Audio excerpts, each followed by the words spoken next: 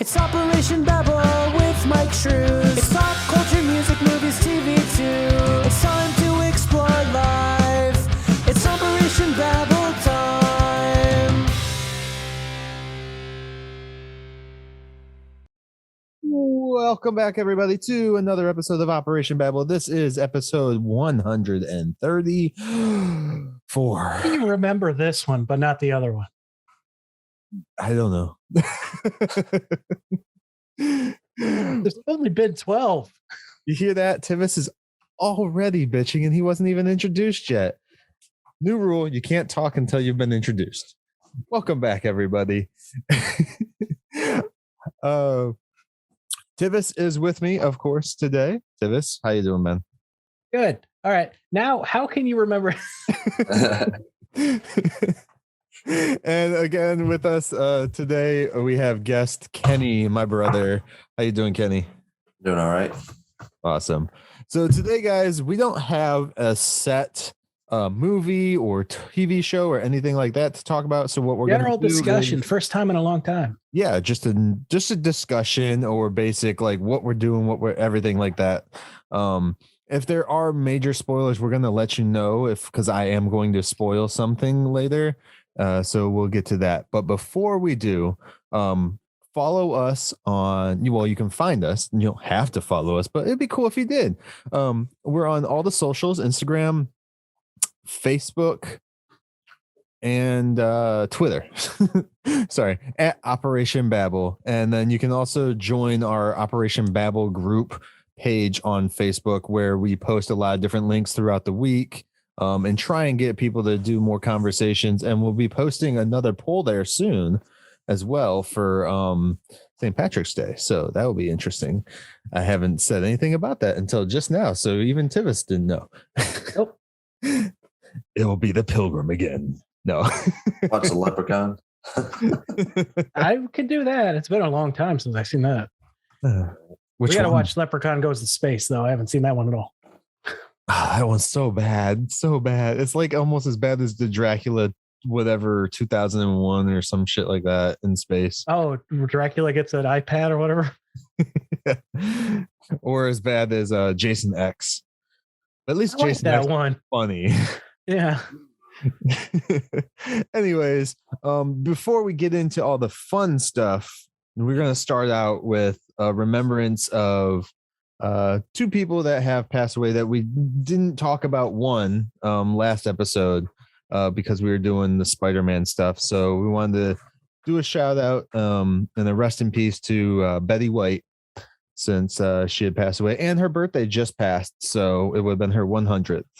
Mm-hmm. So that's it sucks, especially so close to 100, man. That sucks. That really sucks.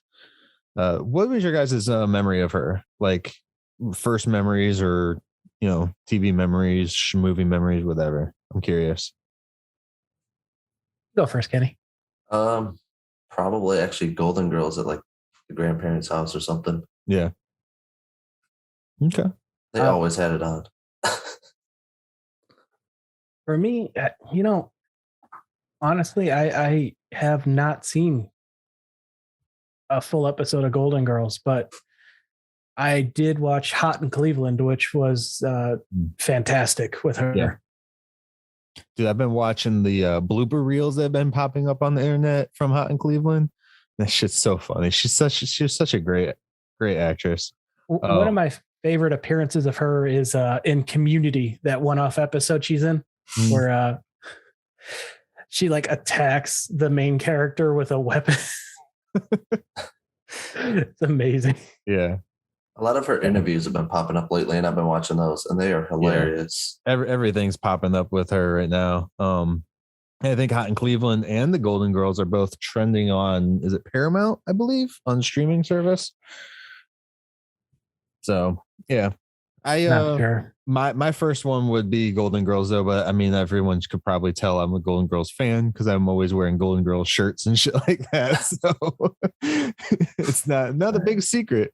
It's funny whenever I wear those shirts to church, though, like people are like, "Oh man, I love your shirt," and like because it's just the Golden Girls. I was like, "This is totally." Have you watched the show? Because it's totally not a church appropriate show. So yeah, rest in peace, Betty White. Had a great career, had a great life. I'm sure of it. So the other one, do you want to introduce this one, Tivis? Since this is a one I'm sure hit a lot of us too. Yeah, Bob Saget. Yeah. Rest in peace, Bob Saget. That one came as a surprise to lots of people. Mm-hmm. He just done a show the night before. Yeah, he just did a show the night before. He was in Orlando afterwards, and passed away. And I mean, I grew up watching Full House. Full House and Married with Children and Roseanne were like the three shows, and Full House was the only good one of those three for the good normal family, almost normal family, wholesome family. Yeah, we'll go with that. But I remember I didn't see Bob Saget's raunchy side though until I watched Half Baked, and he's on there and he's like, "You ever suck dick for coke, man?" I have. I've sucked dick for coke. And then the other dude's like, "I seen him." It's true. But that was like the first time I ever, saw him, because I'd only seen him in Full House and America's Funniest Videos growing up. As a kid. AFV is where I know him. Yeah. Or from early on. Doesn't he have that documentary, The World's Dirtiest Joke or whatever? I'm probably his stand-up was pretty, like, since I've seen Half Baked and everything, like I've watched more of his stand-up or heard more of his old comedy routines and stuff like that. Definitely not Danny Tanner. Definitely not Danny Tanner. But yeah, so when I heard that one, I was like, damn, that sucks. And I did see a few pictures. I don't know if you guys saw this. There was an article that popped up on Facebook of some of the pictures from his funeral where, the paparazzi were out there. It sickens me that the paparazzi go to these things. It's just disgusting. But so many comedians were there, and John Stamos was one of the pallbearers at the funeral. Along with I can never remember Dave Coulier, yeah, whatever, however you pronounce his name. I didn't want to try and pronounce his name because I never get it right. I get it wrong because there's a show I listen to who does a segment, Dave Coulier, because he's known for being an asshole to people. So they have a ton of listeners who just call in and tell funny stories of bad interactions with him. Yeah. So yeah, they were pallbearers, and the only reason I'm bringing that up is because I did see a picture of John Stamos. He looked pissed off that the paparazzi were there. Like, he was looking directly at the camera. Since I've seen that photo, I think I haven't seen it since, except for in that one article. So it's like someone just dumped all the photos that they had and didn't go through and make sure, hey, we probably pissed some celebrities off being here. Shit. So yeah, that again, paparazzi, sometimes they have good relationships. Sometimes they just need to learn their boundaries. They're leeches on, people's lives. Leeches of society. As we're sitting here about to talk about more movies and celebrities. Hey, but at least we're not stalking them. Yeah. So, do you guys have any words to say about Saget? Any more? He will be a voice that will be missed. That's for sure. No. What about you, Kenny? It just really sucks. He was still on tour when he died too, which really sucks. I think he had like 10 more shows to go or something like that. Yeah. You almost went to his show, didn't you, Myke? Yeah, I almost went to one of his shows. And had the quarantine, so I didn't get to go. Not for myself, but because of contact trace shit. So yeah. Just sad news out of the way first, Yep. Want to get that out of the way so we can enjoy the rest of the show, guys.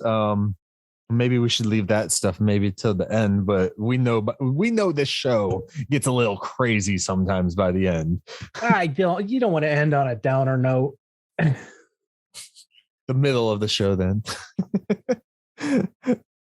Anyways, let's move on then to just conversation, guys. Like what do we got going on? What have you been doing, seeing, watching, shit like that? Before I told us to start, the show, you guys were kind of gushing on Peacemaker a bit. Yes, the Peacemaker show. I've watched all 3 episodes. Tivis, you've said you've only watched a part of the first one right now. Partial first one, yeah. Okay, and Kenny, how far are you? I watched all 3. All 3 that have dropped. I think another one will drop by the time this comes out. I think they're doing it. What day do they drop on? Friday? Thursdays. Thursday. Okay. Yeah. That's a random day. When you're listening to this, the 4th episode is out. Yeah. So, like I was telling you guys before in pre-show, look, the fucking intro is dumb as hell. I don't know why the internet is going like batshit crazy over it. We watched it the first time just to say, hey, we watched it. And that way I can be like, yeah, it's dumb. But we let it play all the way through the first time. Every other time we've skipped it. I just couldn't. Why is the internet going crazy over that? Like, I'm surprised I haven't seen a shitload of TikTok videos of everyone else doing the damn dance and shit like that. I think it's just because it's Cena being weird. Yeah. Oh, yeah. I did say last night, though, while we were watching the last 2 episodes, I texted you. I was like, it's so weird to see John Cena, for me, because of wrestling and everything else. Like, to see him cursing so much, like so many F-bombs and like all like the dirty jokes and stuff like that. Like, I'm not stupid. I know he probably curses in real life and all that shit. But as far as I've seen him growing up, you didn't get that because it was all PG shit. So I think he did do cock blockers though. That was a pretty cool. Yeah. That was funny. Yeah. And one thing I did find interesting about this show, though, I will say this, is the T-1000 from Terminator 2. Robert Patrick is what is his name? Is right? Is that his name? Give me a second. I think that's his name. Robert Patrick. Yeah. Okay. Robert Patrick played in The Marine, John Cena's first official movie. Yeah, he did too, didn't he? He was the antagonist. Yeah, because he drops that line. He's like, this guy's like the Terminator. And then you see Robert Patrick's eyes in the fucking mirror in the car. that scene always stuck to me. So I thought it was really interesting to see, like, he was in John Cena's first movie, and now he's in John Cena's first TV show, like centered around John Cena's talent anyways. So Yeah, I thought that was pretty cool. I don't know if they did it on purpose or if they just have like a cool working relationship or what. So, but I thought that was a really cool little meta thing for me anyways. What have you been thinking about the show though so far, Kenny? Like the first 3 without spoiling anything, since Tivis hasn't watched. Right. It's really funny, but it's also like pretty gory too at the same time. It's funny. But I enjoy it. I don't think it's necessarily funny as much as it is more sad, bro. Like if you think about it, like the humor just comes out of things. Like, you want me to take my headphones off so you can say specifics? No. Right. We'll get into it when you watch it. I'm sure you'll watch the whole show eventually. But yeah, I don't know. But just some of his stupid antics are just hilarious. Yeah, there's some stupid shit that happens, and yeah, it's whatever. I'm not gonna talk about it because Tivis is here, and I don't want, We'll see if Tivis gets through it. So, Yeah, the gore is. Yeah. What have you? How far did you get through the first episode though, Tivis? I was trying to think. Like 20 minutes, Counting the intro, probably about 15 or around there, and then I'm like, I kind of want to go and finish watching oh my god, Society again? Patrol. What the fuck? What is that show? Doom Patrol? Doom Patrol. I Yeah. don't even know the name of the show. I'm like, what the fuck is it? Because every episode of it is something Patrol, so it throws me off. Yeah. I still have to watch all that stuff. I'm just trying to get into all the CW stuff, which we can segue into, I guess, because they're selling CW. So, well, damn, just drop the ball, man. All right. Well, with that said, here's what the fuck CW, what the fuck CW, what the fuck CW, we love you so much. Oh, what the fuck? Forgot about the jingle. Yeah. All right. So what is the news now, Tivis? They potentially are selling CW. And you say they as in like Warner Brothers, because they own Warner Media, yeah. Warner Media, yeah. Do we know how much they're asking? Because I could buy it. Like, I'll just get a loan, I guess. See if I could find something. Put this show on the fucking CW. Piss a lot of viewers off.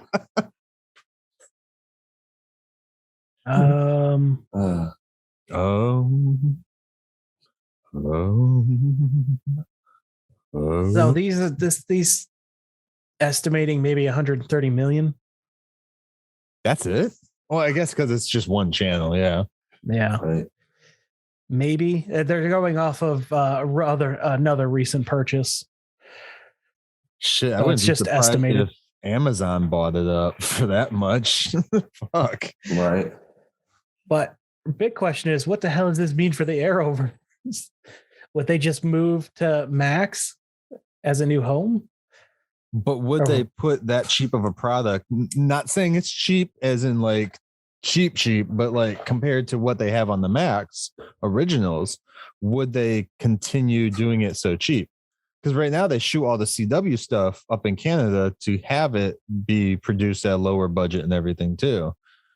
So if they did move it all to Max, would they try and give it a Max treatment, which I guess they could just shorten the seasons half of what they actually do now and give it a little bit, each episode a little bit bigger budget to make it appear more HBO Max original-ish, I guess. So, but yeah, that's the big question is what happens to, the Flash. Well, a lot of these shows seem like they're going to end soon too, but they all are creating new shows like Stargirl, which has an HBO Max budget. So that would work on HBO Max. Oh shit, I didn't realize Viacom had a stake in CW. Do they? Yeah, apparently it's Viacom and Warner Bros. Yeah. Huh. Well, yeah, because CW is just UPN and WB mixed together. They got mashed together back in the day. If people don't know what the hell UPN is. You don't know what UPN is, Kenny? No.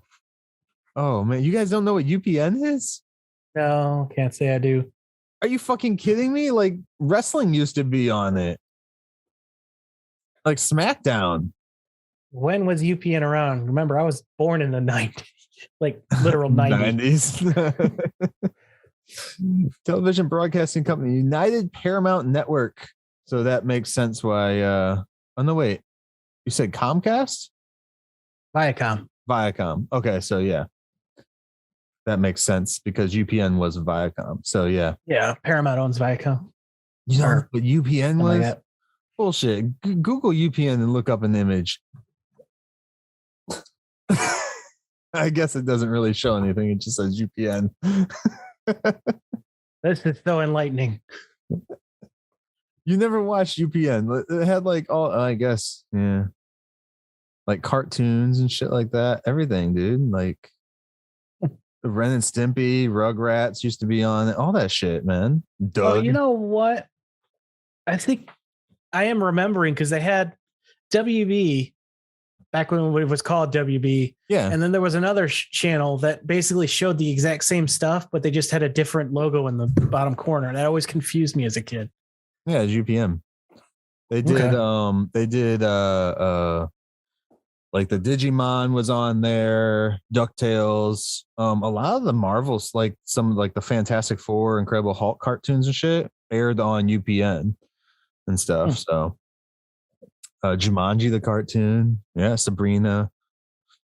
Yeah. Okay. Anyways, moving on. So they're trying to get like 100 and some million out of it, which doesn't seem like a big price tag. Potentially, it's not up for sale yet. They just I actually found the memo. Okay. That was sent out to everyone. You hear that? He's a hacker, everybody. No, the Hollywood Reporter released it.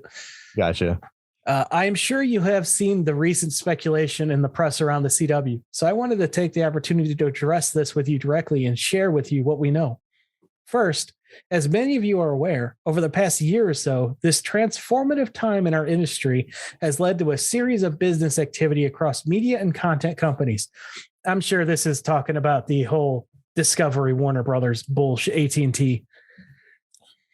That and probably the emergence of all the streaming services. Oh yeah, and then COVID too. So given that environment right now, Viacom, CBS, and Warner Bros. Are exploring strategic opportunities to optimize the value of their joint venture in the CW network. It is too early to speculate what might happen, but we promise to keep you updated as we learn more. And then basically say, you know, what does this mean for us? Continue doing your best to make our platform amazing. Right. Okay. Even People TV is just going nuts right now. What's that? So getting People TV and what they want to watch is getting nuts right now. Yeah.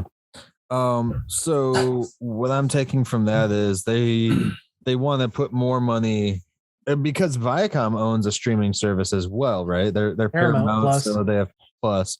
They probably both just want to part ways and put more of their content on their services, HBO Max and then Paramount Plus. And honestly, it's more beneficial because just fucking get rid of the CW. Everyone has those apps anyways, almost. Like, right. What are you doing? Pretty much everybody's over here trying to trim the fat so they don't have all this extra spending. Just put all your DC content in one place for me again. Like, that way I'm not like, I'm going to watch it on the streaming service anyways. I'm not watching it live as it airs on CW. And while you're at it, Warner Brothers and HBO Max, bring Birds of Prey back onto your streaming service, the TV show, so I can watch that. Thank you. Regardless of what Tivis is about to say. Save people. And it has its fans, but that is the only DC show I've ever watched that I just stopped immediately after the first episode. Why? It was so bad, dude. I'm curious. I keep telling people it's like a mixture of think of Smallville mixed with Wishbone, and that's what you get. It's got a weird ass narrator. It's just they got the all on-star Batman. Yeah. I'm not even kidding. It's the same actor. Oh, that's funny. So with since is OnStar even a thing anymore? I don't know. Since we brought it up though, I mean, like, what do you? I think that so DC Universe, I think is what it was called, right? The app beforehand. It had all DC content. That's now their comic. Yeah, that had like all of the old shows and shit, including the Birds of Prey show. I just never got to it at the time. And they even had like the Shazam show and stuff like that. I'm wondering why they didn't move a lot of those other contents to HBO Max. So they didn't move the Shazam show either, the old school Shazam show. And when I heard the Birds of Prey show wasn't on there, I was like, oh, maybe it's because, you know, they're going to do the Batgirl movie and they didn't want people comparing it to that and, you know, back and forth. Because where the hell else are you going to find the Birds of Prey show? Like, maybe Amazon to rent it, but who wants to pay to see it? So, right. Anyway. I mean, moving along. I could see them, to answer your question, I could see them moving it to HBO Max, maybe cutting down some of the episodes, because as much as I enjoy these long seasons, we can all be honest. Yeah. Oh, you're there talking is about quite the a bit of CW. filler. You're talking about CW content right now. Yeah. The Arrowverse. And it's just they could cut down on the episode length and keep the budgets pretty much the same. Because I mean, you don't want to spend more because how much of a draw are these going to be really? You might get some people. I'm sure they're going to get the views from already subscribers, but they probably won't be like subscribe now like the Green Lantern show is going to be. Yeah. Hopefully. I think what they also have to think about too is how long do they have to wait? Because they still have that deal with Netflix where their shows are going to Netflix after they air. Yeah. So they got to wait for that deal to go through or end before they can even put those shows on their streaming service live, So I think that's where like some of their newer ones, they didn't make that deal with Netflix, like Stargirl goes to HBO Max and Lois and Superman and Lois, is that what it's called? Yeah, Superman and Lois. That goes straight to HBO Max and shit like that. So, or is that an HBO Max show? It's produced by HBO Max, but it is CW. Okay. Yeah. So I think they're moving that way to where, hey, if we want to get rid of the CW shit, we already have it moving over to the app as well.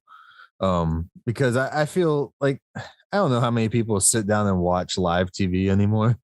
So, I'm way back in October, and I know you're further back than me on these shows. So I'm a season and a half behind, I think, on all of the shows. Yeah, because you haven't watched since what Batwoman season 2 or premiered? Batwoman season 2 first episode. So I haven't watched since then. And talk about a crazy ass show. Yeah. Well, I'll get to it eventually. I've been watching a bunch more shit. So is that it for CW though, then? I think so. Yeah. Kenny was telling us about how he caught up on a lot of the Marvel stuff. What'd you think about all that?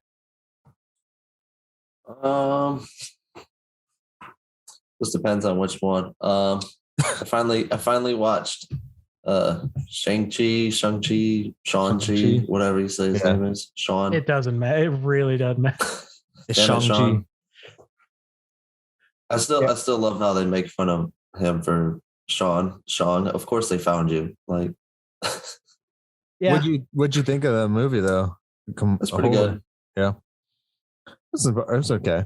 Yeah. After you watch it a couple times, it starts to lose its,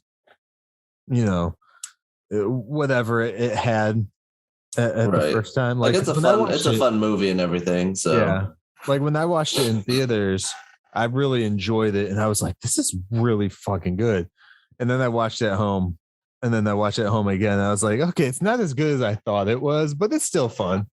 So, yeah, it was a fun movie. Like Eternals, I thought Eternals was great in theaters, mainly because it was something completely different. Yeah, I need to watch it again at home because I'm pretty sure I'm just going to be like, okay, this is kind of boring. It was okay. Like, that was my response to that movie. I was just like, oh no, the storyline is just meh. It's a stepping stone to what's coming next. That's all this is. And that's what I was thinking about the entire time watching that movie. Right. Instead of a filler episode, it's a filler movie. Yeah. Kind of, yeah. And the end credit scenes are probably like the best part of Eternals anyways. Right. Oh, and the sex scene. The first sex scene in the Marvel movie, man. Oh my God. Oh my gosh. There's so many damn articles written about that. I wanted to smack everybody. Really? You guys act like you've never seen sex in a movie. Jesus. What about Black Widow? You saw that one too. Yeah. Did you see the sex scene in that one? That movie was all right. Yeah. I don't think they put out a bad one. No, it's just they're kind of like middle of the road. Yeah. I mean, from what was before that stuff? There was Spider-Man, and then all of those came out during Yeah, the it's pandemic. like the movies started up back this year, so that's all we've gotten since I'm sorry, since Far From Home. Yeah. Right.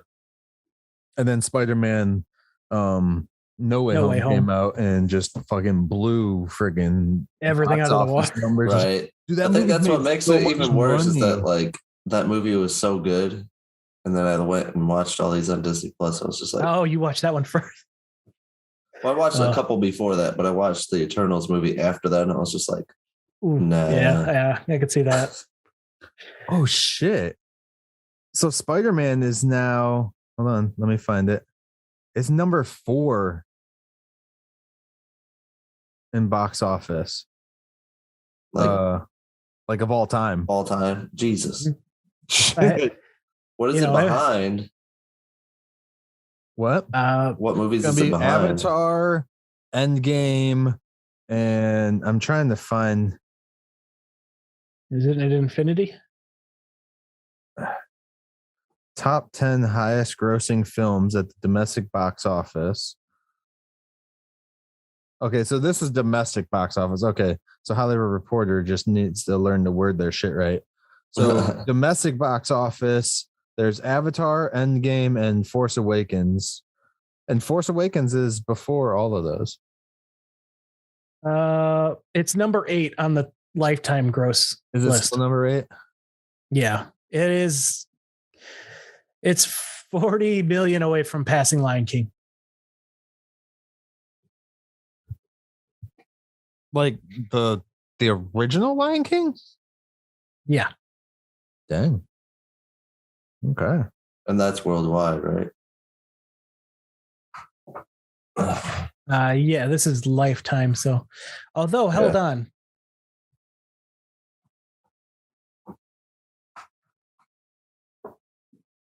When does it drop out of theaters, anyways? Or is it I don't already know. dropped out of theaters? It'll drop out of theaters when it stops making money. Why does it say 2019 for the Lion King? Is that the new Oh, one? that's that live action one. Is it really? Mm-hmm. Unless they put it back out in theaters. Don't. Yeah, I guess so. Music. I don't have any details on. Oh, here we go. Link to IMDb. This will tell me. No, I don't want to become a member. Let me just read the page. What the heck? Now it's telling me to sign into Amazon. Here it is. Lifetime gross movies. Avatar, Endgame, John Titanic, Favreau. So yeah, it's the live action. Infinity Yeah. War, I didn't think it Rest. came out in 2019. I feel like it was older than that. How did that get number 7? Lion King? Really? It's a horrible. I didn't even watch it, so I'm not going to talk on it, but it Right. looked horrible. How about I'll say that? Didn't they re-release Avatar to beat Endgame? Yeah. Fuckers. Then they re-released Endgame to try and pass Avatar again, and it didn't work. Disney Right. doesn't give a shit. They own both of them now. So they don't give a fuck. Right. Yeah. Besides Titanic, they own the top 1, 2, 3, 4, Jurassic World Jurassic is number World. 6. 5, 6, 7. Furious 7 is number 10. Yeah. I think that's the one where Paul Walker passed, though. That was the Oh. last. That was his last movie. Well, his last Fast and Furious movie. No, wait, wasn't that 8? No, 8 was the first one after he died. Okay. Come on, Mike. You're supposed to know this. Man, there's so many of those movies, and they all look alike. And then you got Fate of the Furious, which is 8, which is 20. I got Tivis to laugh. Yeah. Okay, that's what it was. Because Fate was when they brought in what's her face, the actress from Fury Road. Charlize Theron. Yeah. Thank you. Look at that. Aquaman's on this list. Who would have known? Well, yeah, everyone wanted to see how bad it was.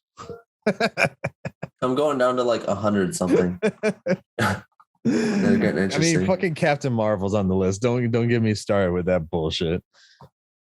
She's also number 27. Far from Under home. Aquaman, though. You look at like the top Aquaman is over Lord of the Rings, Return of the King. 25. I know some people that would piss off. Right. Anyways, okay, let's move along. Yeah. So have you watched the TV shows too, Kenny? The Marvel shows? Yeah, all of them. Yeah. Cool. Yeah, they're so good. Oh yeah.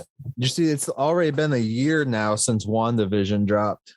Are you Yeah, shitting and me? Jesus. we finally have news on when the first show this year is coming with Moon Knight. Yeah. Did you guys watch the trailer for that? Yeah. I did. Yeah. It looks like a crazy ride.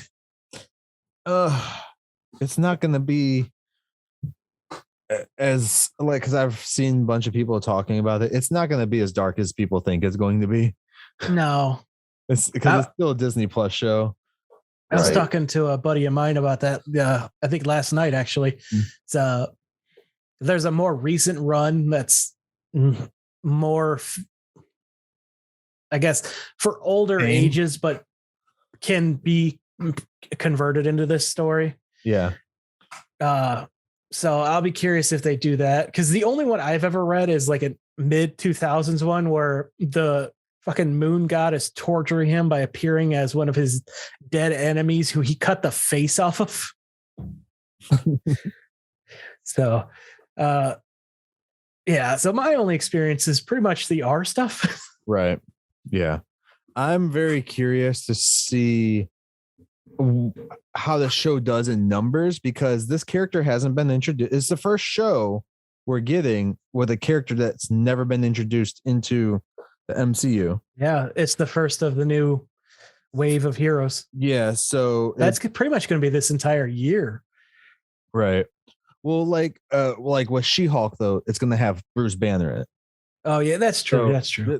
These other shows are going to have characters that we've already know to build to bring more audience people into it. This is the And one. who knows? show, Maybe Moon Knight does too. We just don't know it yet. Right. That's what I'm wondering. Is like, is there going to be somebody in there that we know? At first, I was like, is he going to show up in Doctor Strange Multiverse of Madness? But then I'm like, oh yeah, it doesn't come out until like a couple months afterwards.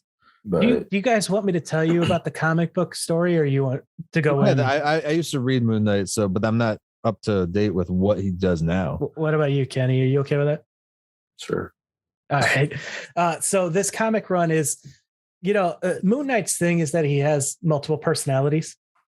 But in this one, he was like shifting between universes.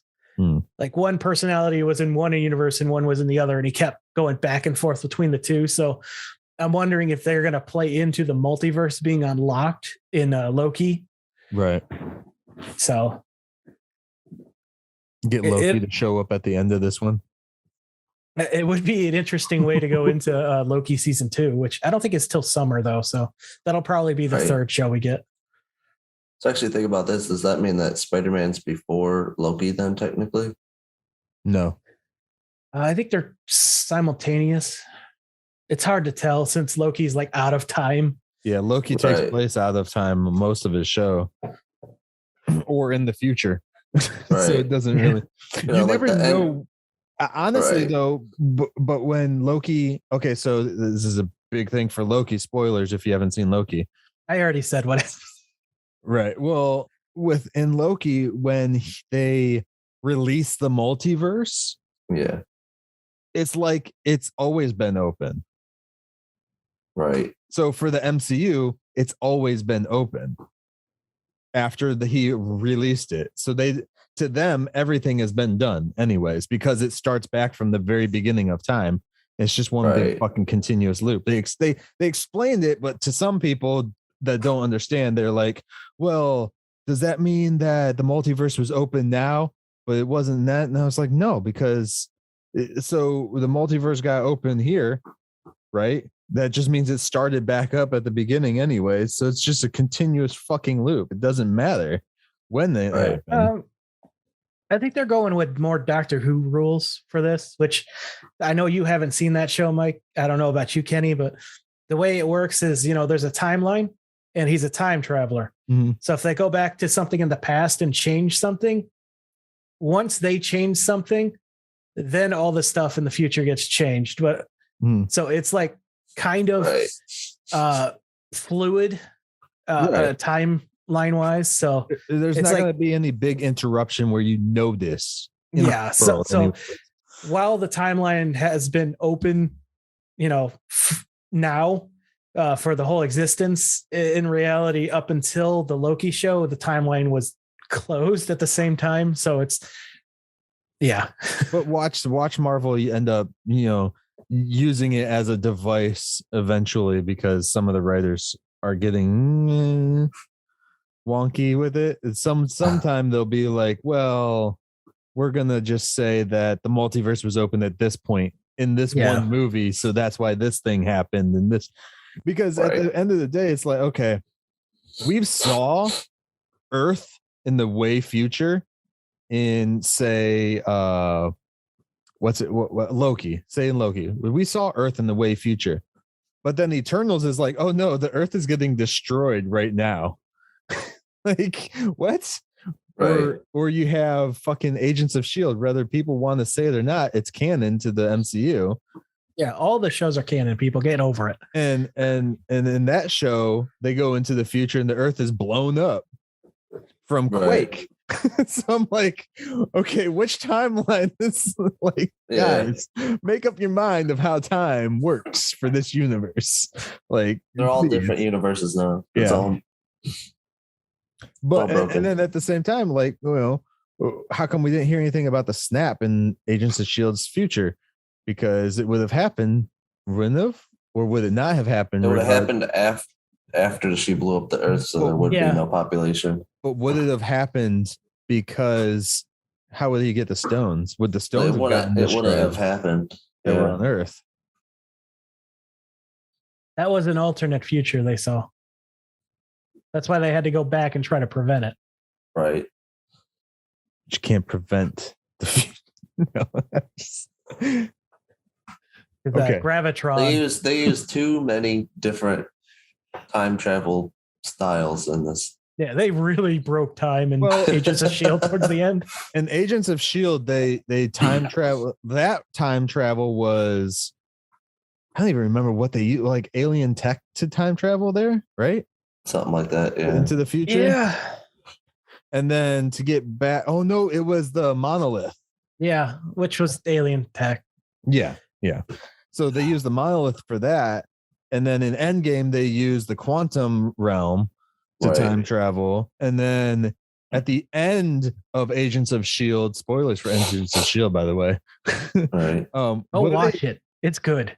They use like some different time travel tech in the end of Agents of S.H.I.E.L.D. Yeah, it's the same engine they used to get back to the past, which is built on, I think it was remnants of the monolith. Yeah, something like that. Because they had the one kid put the monolith back together that could control elements. Yeah. Oh, that was such a good show. I'm gonna watch that again. It gets really wonky at the end, but yeah. It goes Legends of Tomorrow type weird. Oh, that's one. I'm not even trying to follow their fucking timelines. They just go all around and fuck everything up. That's the thing. Oh yeah, they don't know what they're doing. Yeah. Well, it's interesting. Out of all the shows you saw, which one would you say was your favorite? To date. Yeah, as of now. Right. I'm trying to think. Probably Loki, really. Loki, yeah, same here. I'm trying to remember what other shows there were after Loki. It was just Falcon, WandaVision, Falcon, Winter Soldier, Loki, What If, and Hawkeye. Hawkeye's pretty good. Yeah, that would shock me. I'm just definitely glad that I watched the episode that came out the day before Spider-Man came out.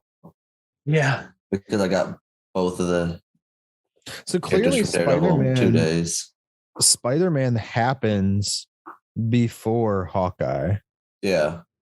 The post-credit scene is pretty much like right before, I'm guessing. The post-credit scene? Or not post-credit, at the end of it. when he's swinging through He's got his new Christmas costume. time. I feel that's right. It's about the same before- time. Yeah. Because the tree's still standing. He fucking swings by the tree that they destroy. Yeah. Right. So it's So- right at that time, pretty much. Yeah. Oh, I was listening to some reviewers from New York, and they're like, "Yeah, that one got me." I'm like, I know it's a TV show, but damn it, that's one of our landmarks. Can someone please still explain to me though? Why the fuck are we putting a shield on the Statue of Liberty in that damn? Why not? It makes no sense. Makes no sense. Why? That shield was used to kill an innocent person.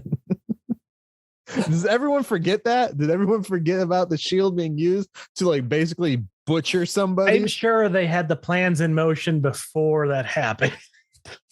Well, Spider-Man stopped it, so it destroyed it in his movie. So we could just say, hey, Hawkeye says new and it. improved Statue of Liberty, so they must have finished it. Finished it. Yeah, because when he was in his apartment, it was like a did couple they months have later or blood dripping whatever. off of it? I'm sure someone's going to do that, but Oh, during that fight scene, there probably was. yeah, It just doesn't make a sense of why we'd have the Captain America's shield on the Statue of Liberty. It doesn't make sense, I guess. it was an American hero. Statue of Liberty is not American, it's French. They gave it to us. That means it's ours. We don't want that Eiffel Tower back. You know you want to do an Eiffel Tower. I mean, Oh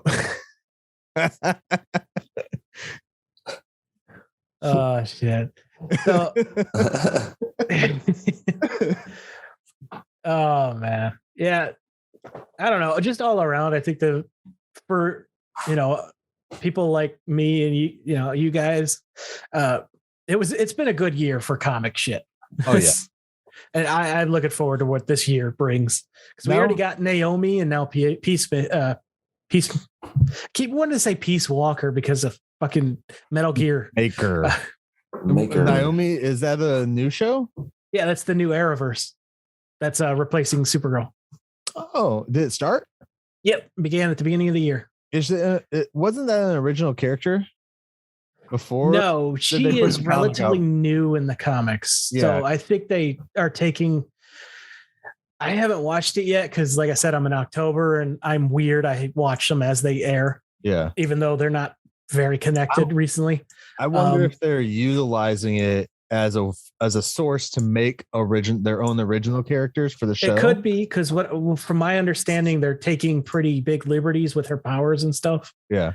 So Because didn't they introduce the one chick? I forget her name because I haven't watched the show. The new Bat woman. Didn't they introduce her in the comics after the fact or right before? they may aired it? have. Yeah. I thought that they like put her into the comic so they can say she's in the comic. It's not unusual. We got Egghead from the 60s or whatever his It name still is. just doesn't make sense that they recast Ruby anyways, and then they just if you're gonna do that, just fucking redo cast and move on with the show so things make a little more sense.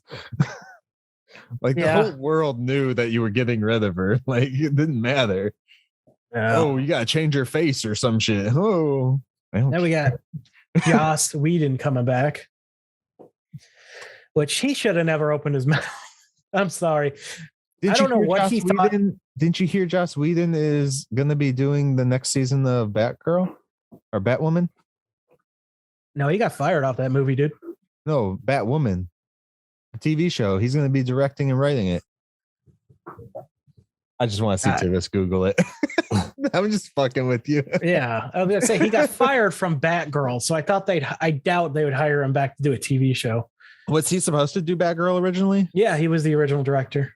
Oh, that would have been so good though.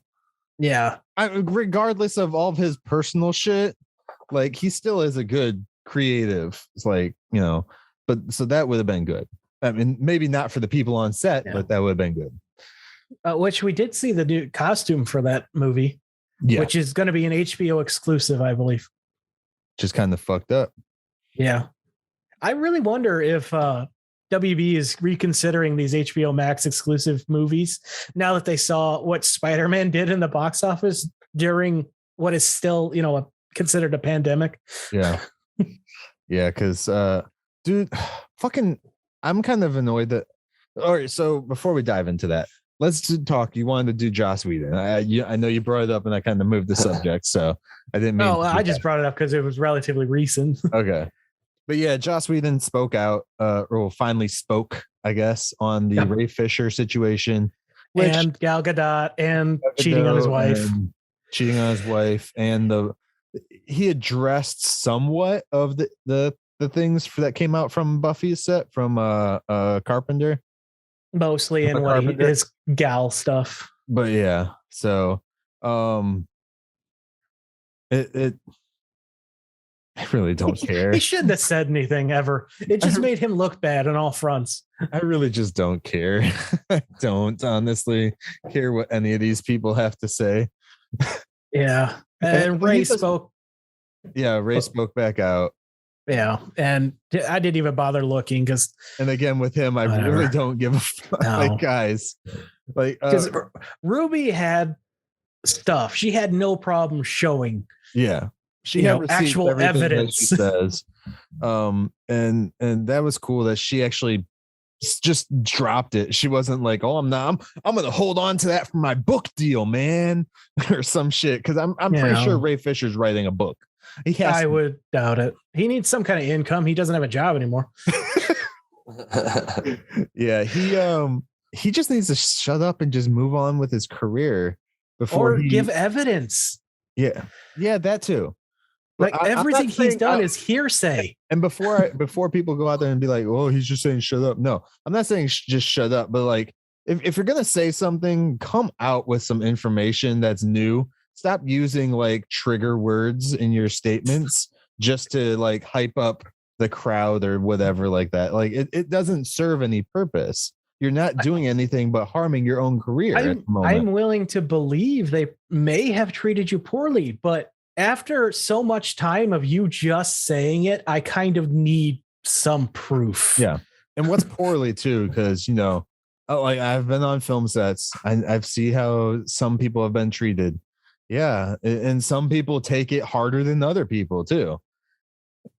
And it being like Ray Fisher's like first big thing he's ever done, I could imagine like, maybe he needed a little bit more push, or he didn't know how to take direction from like a bigger director who's used to his actors knowing exactly what he wants and shit like that. So I can understand it from both sides.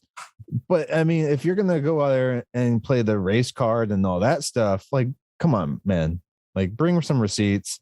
And this is also coming from the guy who's like, he's given so many black men careers in acting, talking about Joss Whedon. So it's like, it's kind of hard to take the race thing into effect.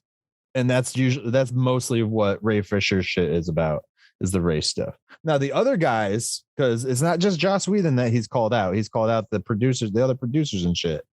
Yeah, I don't know shit about has a history of not being a decent person. So again, this is why I'm willing. I can believe it. Yeah.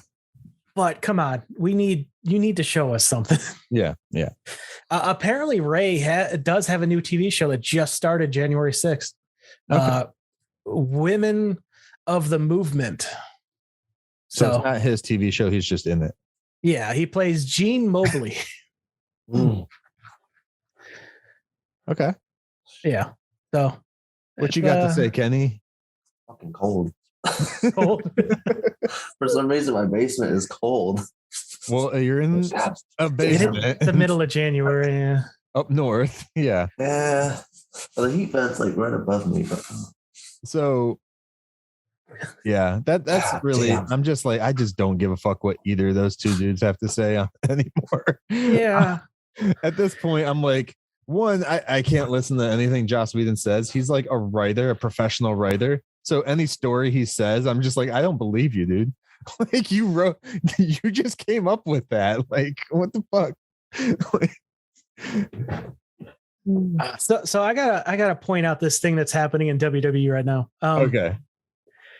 So you don't want to earlier talk about this week first? What's that? You don't want to talk about the Batgirl suit and all that? Oh shit? yeah, sure. A lot of people are saying it's like CW looking. I actually think it looks pretty good. Yeah, it looks like. Have you seen the suit, Kenny? No. Batgirl suit. Okay, we'll Google it real quick. New Batgirl suit or whatever, Batgirl movie or whatever. I was just gonna send him a link, but okay. But it looks like the original suit. Like the only issue I have, and I think I've said it to you before, I wish it was lighter. I wish it was a lighter purple. It looks too dark to me, and that's about it. yeah, I know some people are having a real big issue with the leather part of it, but I mean, it just looks like a spray painted biker jacket, which is what her costume was made. Yeah. The only thing missing is the yellow gloves. Yeah. But people bitched about fucking Ruby Rose's Batgirl or Batwoman suit too. And that thing looked like legit when that she looks showed awesome. up in it. Like what they did now, I think they redid some of the pieces too and kind of made it not as cool, but like when it first showed up, it was kind of cool. Look. Yeah. But people are always going to bitch about the suits and costumes and stuff. It's ridiculous. It's funny that they compare it to CW because they don't usually have comic accurate suits like immediately or for very long. Mm-hmm. And I think the most comic accurate is Supergirl, which was CBS to begin with. Yeah. Yeah. So, and the other thing was with costumes, if you want to see a very inaccurate Batgirl suit, fucking watch Batman and Robin. That shit is not a Batgirl suit.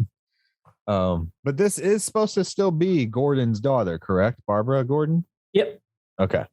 No idea if this is part of the DCEU or what, but I think it's going to tie in with Flashpoint or Flash, the movie, and possibly Michael Keaton. Yeah. Like that. You know, we got those rumors again that they're just disposing of the Snyder movies, which just fucking do it. And after all the rumors with Spider-Man, like the Spider-Men, I'll believe anything right now. I don't care what the actors or anybody says anymore. So let's dive into your wrestling news, dude. Oh yeah. Unless Kenny had words. Did you have words on the suit or no? Oh yeah. Did you look at it? Yeah. It looked pretty accurate because they showed side by sides of the original too. Yeah. Yeah. I think it looks pretty good. People just wanted the 60s outfit. That's all. They wanted it in spandex. I literally saw people saying, why isn't it cloth? I'm like, well, because that's stupid. That's why. But she's going to get shot at, dumbasses. Like, yeah, it kind of looked like it has like kind of like an armory. Why the fuck is Batman's suit never cloth then in the live action movies? Why the fuck do you think it's not cloth? No, to that dumbass, whoever said that to you needs to be kicked in the balls.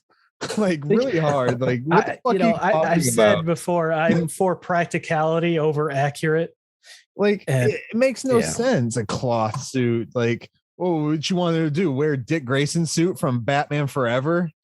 Like, what the fuck? That served no point either. That's why he got a fucking suit by the end of the movie. I'm sorry, that's the dumbest thing I've ever heard. Like, fuck you. Yeah. Fuck. I think I broke Tivis. Yeah. All right, now you may go into the men wearing tights. Yeah. Show us that bulge, damn it. Now we know what he watches wrestling for. Doesn't everyone? Yeah. So speaking of that, like I was saying, earlier this week, WWE trademarked a new name, which caught a lot of attention because it's Gunther Stark, who is a U-boat captain from World War II. One of the Nazi bad guys. Well, people are wondering who the hell's going to have this name. Well, there is a really tall wrestler named Walter who's been wrestling in England forever. He's been a member of this group called Imperium. Well, he's never wanted to move to the US until some of his personal life has changed recently. And so he finally has agreed to a deal. And he made his NXT appearance this week. They called him Gunther. Oh gosh. So it appears we have found where this Nazi name is going. And it's so stupid because this guy isn't even German. He's Australian. So why would they even take a Nazi's name anyways? That's what people are wondering. Vince has lost his fucking mind, dude. Yeah. And what sucks, the NXT UK is like one of their last good shows. And it's not going to last much longer because it's one of Triple H's baby projects, which if you don't follow wrestling, which I'm sure a lot of our listeners don't. Right now, there's a civil war going on with the CEO, Vince McMahon, and his son-in-law, Triple H, or, his real name, Paul. I can't pronounce his last name, so I'm not even going to try. Paul Levisk. Yeah, sure, that. He's like, yeah, sure. He had a group of shows that he Triple H had a group of shows that he controlled on the WWE Network, which is now on Peacock because they got rid of that. Because why bother having a service when someone will pay you millions to do it for you? And then fuck out your shit, anyways. Yeah. And then they moved NXT to TV to try to compete with their new AEW rival because they hate competition because they want to be lazy as fuck and collect money. Since that happened, Vince has slowly been taking control of NXT, which was Triple H's baby project. It was the most popular thing they had, but sadly, not enough regulars watched it on TV. So he used that as an excuse to take over and has been slowly removing everything that's good about it, fucking rebranding it, changing it from this gritty, dark, independent look to this pop rainbow everywhere. Look at me, LED screen that we have on Raw. It's just a carbon copy of everything else they produce. Yeah. And so it's why fucking bother anymore with this company? It's sad because like I went to one of NXT's first debuts when they opened up in Orlando and shit. Yeah. And it was fucking awesome to see something that wasn't rainbows and everything, like you said, like all the bright colors and shit like that. It wasn't that. It was more like, grungy and shit. Like, yeah. Even their theme, it was like hard rock metal themed. Now it's fucking pop music. Yeah. I mean, bring back Cardi B. Woo, that was fun last year. Somebody's pissed off. Yeah. I thought Vince got slapped with a fine for trying to monopolize anyways recently. Oh yeah. I forgot about that. They're in trouble. Yeah, they monopolize what? Wrestling. Their anti-competing laws were broken, which is not surprising from this company or family. Well, like, doesn't AEW count as competition though? Let me look it up right now, but yeah, I think it's from New Japan. Anti-competition. Yeah, they got antitrust lawsuit right now. Yeah, antitrust. MLW is the one suing them because Major League Wrestling. Yeah, they were going to have a deal with Tubi, which is owned by Fox. They bought them in 2020. Right. And reports are that Stephanie McMahon had a meeting not long after they announced this deal with Tubi with the Fox people. Yeah, executives. And then all of a sudden, Fox is pulling out of the deal. And like everyone else they talk to try and get on a network, because this is like one of the most popular independents right now. You can watch it on YouTube and they might be on Twitch by now. Who knows? But like, it's extremely popular because, people are sick of this fucking televised bullshit. They want to watch wrestling, not entertainment, which is vague as is, but is not entertaining. So everyone else they talk to try and get this product more eyes have been pulling out one by one, and suspiciously, it's got the McMahon family all over it. So they're basically going out and telling, hey, we'll pay you this much not to put these people on TV and shit like that. Yeah. Like bribing them or giving them incentives, things like that. So yeah, to keep their company going, they don't want more competition. It's gotcha. I mean, it is why they fucking bought out WCW, ECW back in the day. This isn't even the first time this has happened. A couple of years ago, New Japan, which is one of the largest international, they almost had an American show before the pandemic hit. It was gaining so much popularity here. New Japan Pro is fucking awesome to watch. Oh my God, it's amazing. My God. They make even their comedic wrestlers look badass. Mm-hmm. But they wanted to do a live show in Madison Square Garden, which is notoriously home to WWE. All of a sudden, after a phone call from an executive, they no longer had space for New Japan there. Yeah, that's fucked up. Yeah, that's what happened with the other one. They're saying that something about they had a deal with Vice TV, and one of the up-ups at WWE told them that Vince is pissed if you're going to have them on there. Yeah, which is weird because they do Dark Side of the Ring, which makes Vince McMahon look like a jackass every day of the week. Yeah. I don't know, man. Like the one thing I am happy about with like AEW, say them, I mean, they're not like a small indie company anymore. They're still small though. Like they just have a lot of they're growing massively. Talent. They have big talent, but they're growing fast. They're growing and everything like that. But the nice thing about them is the Khan family, they ain't selling to Vince ever. I don't think they'll ever sell to Vince. Like I think that's what he wants, is to end up buying them, but they ain't selling that shit. No. And it's, if anything, I wouldn't be surprised if later down the road, Triple H and Steph don't get the company, do they? It goes to somebody else, huh? Yeah. What is this? Paul, whatever fuck his name is. Yeah. So I was going to say, like, I could see if I was Triple H, I'd be petty as fuck and just be like, all right, peace. I'm going to help AEW out.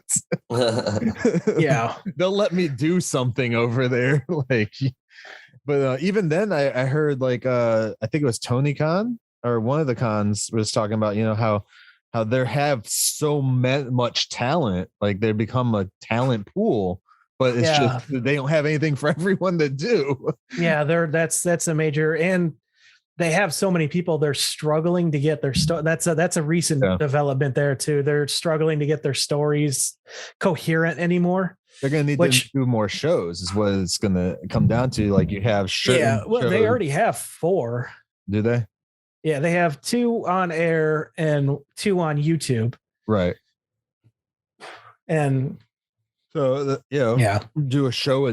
Basically, they're going to end up needing a production every fucking day to get stories out for each one of these talents. I think they just moved from TNT to TBS as well. Yeah. Because with all the sports going on, they're struggling to get TV time. Yeah. So I keep seeing the ads whenever I'm watching like Impractical Jokers, like TBS, this and blah blah blah blah blah. Yeah. I'm surprised they haven't done a deal with a streaming service yet to get their backlogs up, because they have a couple years now. Yeah. So I wonder how long until they buy their that All In pay-per-view that Ring of Honor produced, because Ring of Honor is that's another big, that was one of the third big American before AEW came along. And they just recently announced that they're closing their doors for a bit and released all their wrestlers. So I wondered if they may purchase that pay-per-view from them, because that was the starting point to AEW. Yeah. Ring of Honor was also a nice big training place too for a lot of the talent. Oh yeah, many of the major names right now. Daniel Bryanson. Yeah. Or Bryan Danielson. Sorry. Yeah. I know who you're talking about. I used his E name. Oh no. But yeah, like ROH is like a big one. And then you still have TNA still doing stuff, I think. Impact. Yeah. They have to get off Axis. They need to get on a normal network again. Because with AEW, they realize they can't compete with WWE, so they have started pulling a lot of these smaller companies like Impact and Ring of Honor and New Japan. Mhm. And so they have people crossing over with their championships and stuff. It's real fucking exciting if you're into this stuff. I know it probably doesn't sound like it from the outside, but it's the benefit with it too is like Ring of Honor, TNA, or Impact, AEW, they're all home based in Florida. All three of them. So it's like, if they could take over, dude. I feel they could really do some damage because WWE is based in Connecticut, but they have a base now down in Orlando as well, and that's it. The base in Orlando is just a training facility and where they've been doing their shows during the pandemic when they weren't having an audience.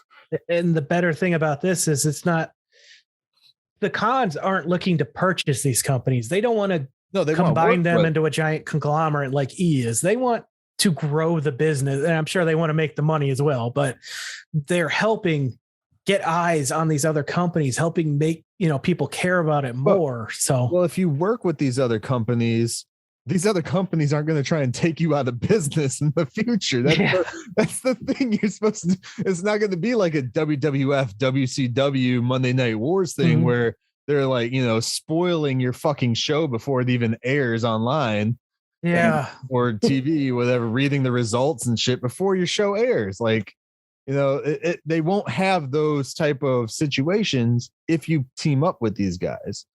Like, it's really like, honestly, anybody who really loves, if you are in the wrestling industry and you really love wrestling to the core, you should not be working with WWE. No.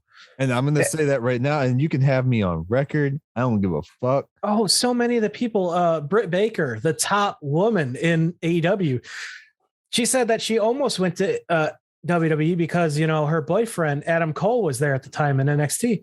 And she's like, you can't trust these people. Like, I learned from my friends there. They'll say one thing and won't ever follow through. Whereas AEW, I have not ever had something that I was promised not happen. It seems that AEW wants these people to flourish on their own too, where WWE they look for any chance they can get to make money off of these talents, including in their own personal, like the Twitch shit and the YouTube shit and stuff like that.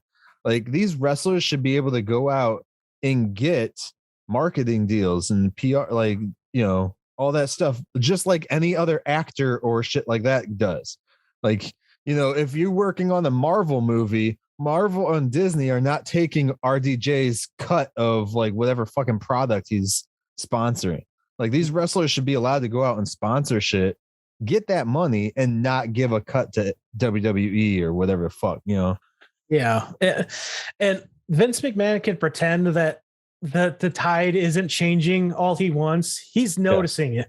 He's trying to turn everything, he can to try and counteract AEW. And it's fucking obvious, regardless of what he says. I mean, the Royal Rumble, which I think is next weekend. Yeah. The first time in the history of the company that I can think of. Well, maybe since the 90s, because they had some New Japan champions, but they are having the Impact Knockouts champion, Mickie James, come in for the Royal Rumble. Well, I was going to say it's the first female in the Royal Rumble, too. No, it's going to be the women's Royal Rumble. They've been doing that for a couple of years now. Oh, this is the women's Royal Rumble? Yeah. Oh, fuck that, man. I thought she was going in like the main Royal Rumble. No, they can't do that. That they have too many people who have abused women in that company. They don't need that attention.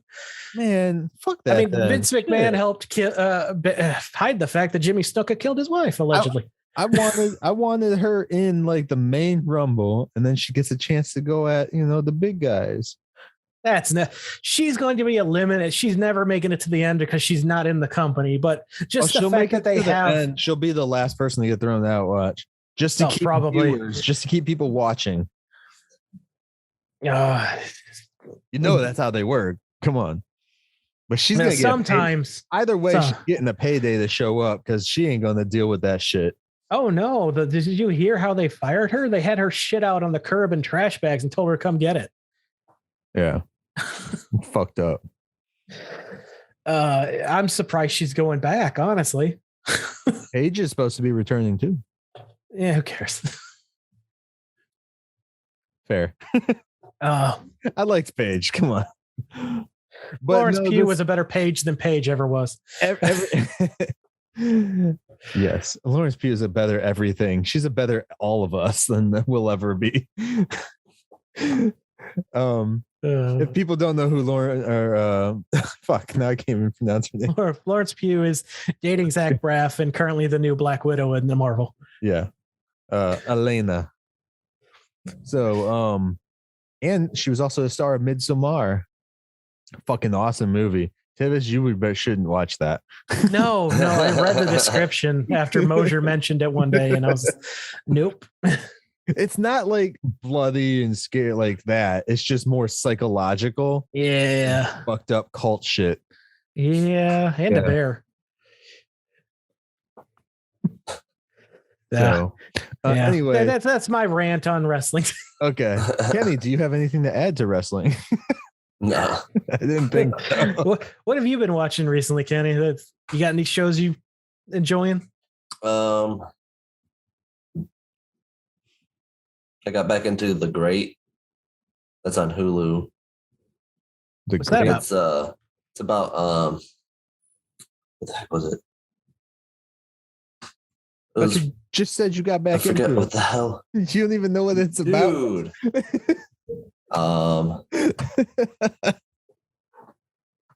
Sorry, I'm it was allowed to make fun of him. about, it was about one of the Russian queens, the one that like pretty much overthrows her husband. Oh, I know what you're talking about. Yeah. Yeah, I saw previews for it because it takes place back in not medieval times. Catherine the Great. That's what it was. I forgot her Yeah. damn name. Yeah, I've seen trailers for that.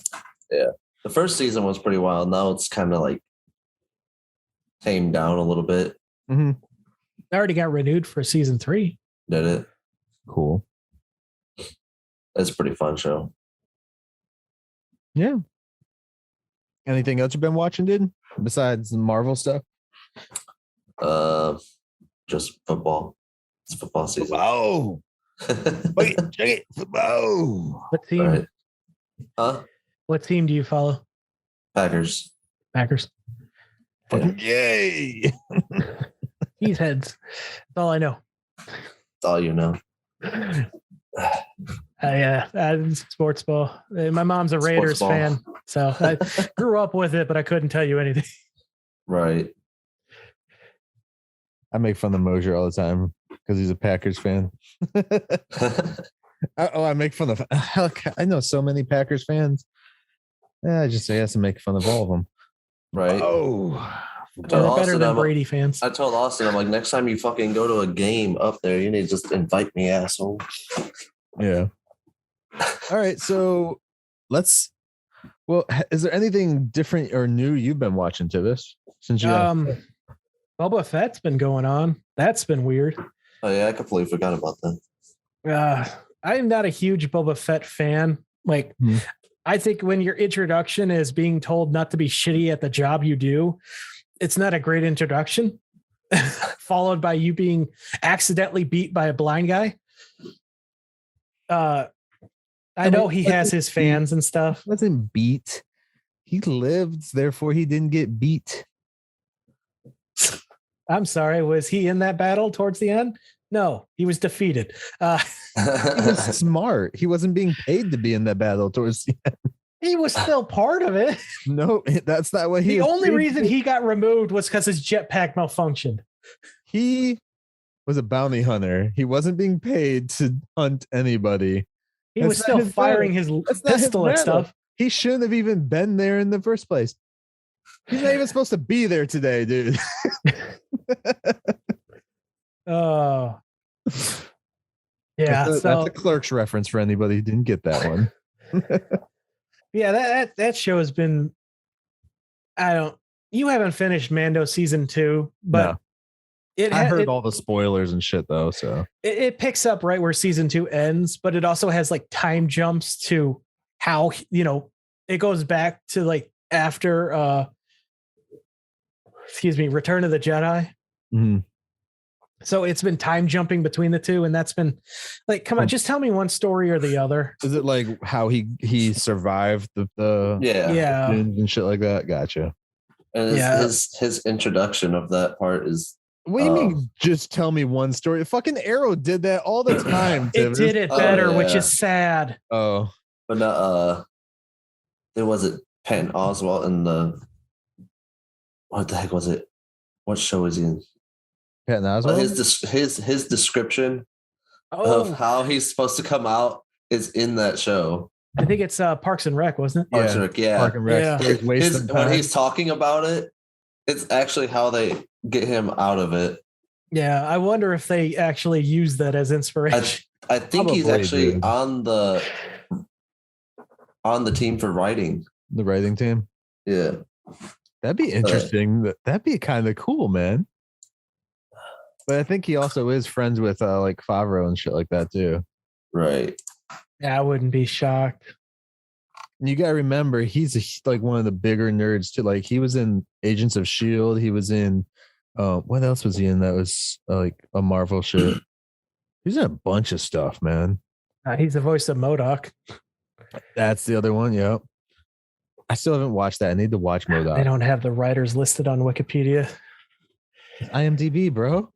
That crashes my computer. Oh man.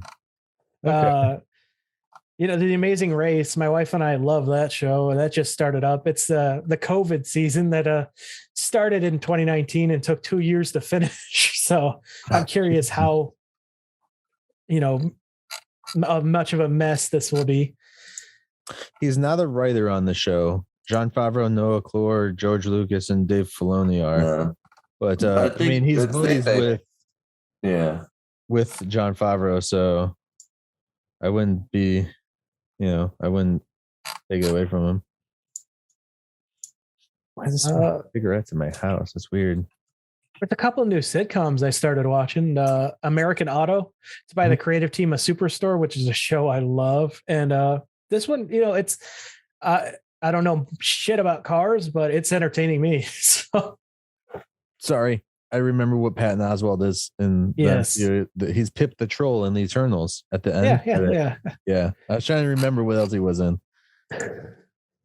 The other sitcom we're start watching is Abbott Elementary, which my wife is more into than I am. Do you guys ever watch Everyone Hates Chris? I've watched some of it. I didn't watch it like nonstop. Hmm. Well, the kid from that is now teen, the tallest person I've ever seen, and on this show, he plays like a substitute and stuff. He's not even the main character, but he's just in it, and it's pretty funny. I've been enjoying it, not as much, but more importantly, next week, Resident Alien comes back, which holy crap. If you guys haven't watched season 1, you need to. The show is off the walls crazy. Dude, I want to watch. There's so many things I have to watch. Stop telling me to watch more. And then Space Force comes back in a month. I'm so excited for this year of TV. About that. I still need to watch more of Ghosts. Oh God, we haven't missed an episode. I watched the first episode and I thought, this is pretty cool. And then I just stopped watching. Good. I've been getting ads for Ghosts. Ghost reminds me of give it a try. It reminds me loosely, like of a more comedic way, I should say, of the first season of American Horror Story, where like all these ghosts are in the house. Of course, in this show, in Ghosts, anyways, or Bly Manor. Bly Manor. Oh, I never watched that shit. Oh, in Ghosts, they can't be seen by the living, except for, of course, what we see in the show. whereas in the other one, they choose if they want to be seen or not. So yeah, it's kind of cool. Yeah, it's so good. I recommend this show. Seriously, go give it a try. Which one? Ghosts. Oh, I thought you were talking about Resident Alien. Oh, Resident Evil. Yeah, do that too. I got my wife into that. It's very rare for me to get my wife into one of these comic shows. Yeah. Awesome, man. And Young Rock comes back in a month, apparently. Young Rock. Oh, no, March 15th. That's over a month. You lied to me. The Kid Rock thing, or not Kid Rock? Young Rock. The when he was like younger and shit. Yeah, where they follow him as stories. It tells 3 different stories. Yeah, where he's a kid, a teenager, and in college. Right. Yeah, that's kind of cool. I haven't watched since like the first 2 episodes. I think first 2 or 3. Yeah, it's being a wrestling fan. It's kind of cool because they have a lot of big name, Andre the Giant, the Wild Samoans and stuff appear. Anything with Andre is just heartwarming. They got the real Andre the Giant back. Oh man, that's gotta be. Yeah, they dug him out of the ground. They're weekend at burning him. That's crazy, man. But it's his parents on Impractical Jokers. we just saw that episode the other day. My wife has never been a big wrestling fan until she met me, and so she has no connection to these old wrestlers. But the show it's just a good family. Like you get the Rock good feels story. So yeah. He's running for president, and you think he's going to run for president in 2024? On there, it's for 2032, so we got 10 years. Yeah. Okay. Future King, The Rock. The Rock. I feel The Rock would be a dictator. Rocktator. Okay. That's pretty much all I have.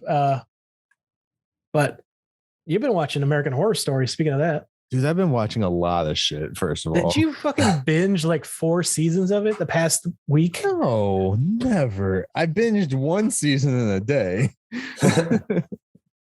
and the other season I watched over the course of 3 days. But so I watched season 9 of American Horror Story.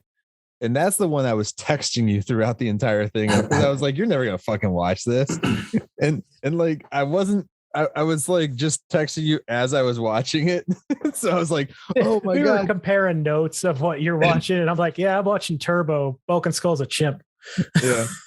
And I was just like, oh, this fucking person that did this thing and this one. And like, I was going to pull up some of the text that I had sent you just to read them here, because like I went back and read a few of them afterwards, and I was like, oh, that makes 0 fucking sense out of context. Like, they're better context than the stuff you send me when you were modifying those figures. Oh, I just cut her open. Shit like that. Yeah. So season 10 though I watched as well, which season 10 of American Horror Story is a double feature season. So what it was is the first 6 episodes were one story, and the last 4 episodes were a completely different story. And I don't want to talk about the last 4 episodes, because I kind of want Tivis to watch him. I'd like to hear his opinion on that. I just realized that I've watched all the way up through season 9, so 10 is the only season I haven't seen yet. Well, you're about to get it spoiled. Or you could just turn your headphones off. It's up to you. But I'll take a bathroom break. So season 10 is it kind of deals with like QAnon kind of stuff, almost, very loosely though, I will say. This season is about a writer who goes to this town, and this shit's fun. He goes to this town. He wants to get his writing on. He's a TV writer, and in this town are 2 other famous writers. And they convince him to take this pill because it will make him fucking like a genius at writing. Like if you're actually creative, it'll just make you even more creative and faster and everything like that. And he takes the pill and he does it. He knocks the whole script out in like 4 hours or some shit like that. And eventually he starts getting these cravings for blood. So a side effect of taking this pill is basically becoming a vampire and sucking the blood off of like the poor, the lower class and shit like that, or anybody really. But they use it as like the guy even says when he goes back to him and is like, what the fuck am I doing, or what does this mean, or and he's like, well, as a metaphor, maybe we suck the blood out of those uncreative people to make ourselves more creative, which in turn also makes them more rich as well. These people are very rich. So yeah, I'd see. And So throughout the show you find wait, does out, the creativity make them more rich, or does the blood just make money appear in their bank? oh god, that would be awesome. No, the creativity makes them more rich. Okay. And then there's also the part where if you take the pill and you're not actually talented, you basically turn into like a zombie fucking thing. Like you just go and eat everything. And I'm still spoiling, by the way, Kenny. So you basically will just go crazy and like you have to just keep eating people and stuff like that. So it's a very interesting take on thing. And they even mention like eating a kid's blood is the best thing because it makes the creative juices stir even more. So that, and they mentioned QAnon in this multiple times for that. Oh, I thought they were just going to allude to it. No, they mentioned it a lot more because they what they do is they utilize it as a form of like, well, if someone ever goes and asks where these kids are, we'll just say it's like a QAnon thing or some shit like and they keep going to it. But so how they kill people, because the other two people are like pros at it, they go on like Craigslist and shit and find people that are like selling like a shitload of stuff, like random shit that they assume they just stole. And so they go and they kill bad people. So they're killing bad people, quote unquote, bad people. Vigilantes. Yeah. But they're living off of their blood source and shit like that. The So, Morbius. and they drill their teeth out so that they can bite easier. So they have like fangs and shit. Do they drill them or do they file them? Or well, they both. It gets drilled and filed. Yeah. If they drilled to bust the bigger pieces and then they file it off. And then they have these fake teeth that cap over so they look normal still during the daytime. Or well, whenever they're not feeding. They just pop them off when they're feeding and shit. It's really fucked up. This season was like, I was like, this is interesting and like fucked up at the same time, because I'm like, I could imagine people doing this for real, but not because it's going to make them smarter, just because they're fucking freaks. And Tivis is like, So Macaulay Culkin's also in this season too, by the way, as a male prostitute who bangs both women and girls, both women and men. So yeah. And he eventually ends up taking it and he turns out to be a smart one. And he gets killed eventually though. Oh, he doesn't go on to make a new Home Alone? Nope. Home Alone-ish. That's going to be the next show. So let me think. I'm trying to think of like all the main points I just want to hit, because this whole idea of like taking the pill and becoming like a genius, but you have to live off other people's blood to do so. And the main guy's wife realizes all of this shit is going on and freaks the fuck out. His daughter takes the pill, which if we've ever seen a vampire thing, what happens when a kid turns into a vampire? They're usually get googie. they're usually more violent. Like, you know, they can't stop the feeding process, shit like that. You're gonna ignore my reference. Yeah, I'm going to. They're usually a lot more violent, and they kind of initiate that into this girl because she only cares about being the best she can be at her talent. She doesn't give a fuck about her mom. She's like, just kick her out. We don't need her. She's dead weight. About her fucking mom. And eventually she sucked blood off her baby brother, which made her smarter and faster about her music and shit like that. Her mom saw it and they tried playing it off like she was just imagining shit. And then she kind of persuades her mom to take the pill too, Tivis. Is he there? I'm here. Okay. She persuades her mom to take the pill because her mom is also a designer, but she knows her mom doesn't have the actual talent. So her mom turns into the fucking zombie creature and they just kick her ass out the house and send her on her way.